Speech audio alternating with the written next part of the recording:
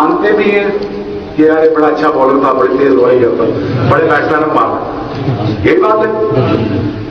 جب تک میں آپ کے پاس آیا نہیں, آپ نے مجھے پہچانا نہیں. اب میں آپ کے پاس آیا ہوں نا, اب بات کر رہا ہوں آپ کے ساتھ, تو آپ کو لگے گا یار یہ بندہ یہ ہے, یہ بات کرتا ہے, تو آپ آج کے بعد مجھے پہچاننا بھی شروع ہو جائیں گے. ٹھیک ہے. اسی طرح اللہ پاک کی ذات ہے ہمارے درمیان. ہم جانتے ہیں اس کو, مانتے ہیں, پہچانتے نہیں ہیں. اب پہچانیں گے کیسے؟ پہچاننے کا اصل طریقہ, پہلا قدم, پہلا سٹیپ پاکیزگی ہے. اور پاکیزگی کس چیز میں ہے؟ نماز میں. اور نماز کہاں ہے؟ مسجد میں.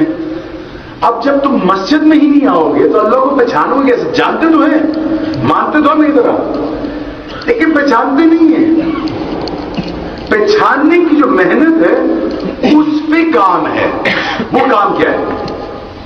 وہ کام اللہ کے اور اللہ کے نبی کی دین میں داخل ہونا اور اس کی سنتوں کو سمجھنا اور ان کے بتائے ہوئے طریقوں پہ چلنا.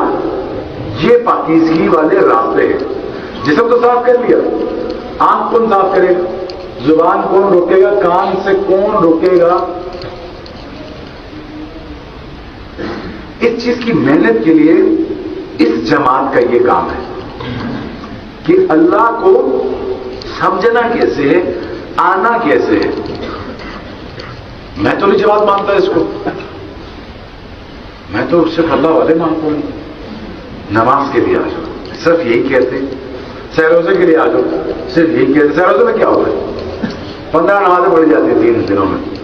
فضائل کچھ ہاتھ میں آ جاتے ہیں, کچھ ماحول میں آ جاتے ہیں, کچھ عمل ہاتھ میں آ جاتے ہیں, کچھ نظر جھک جاتے ہیں, کچھ کان رک جاتے ہیں, کچھ اعمال ہو جاتے ہیں جس کی وجہ سے آپ دنیا سے تھوڑا سا کٹتے ہیں.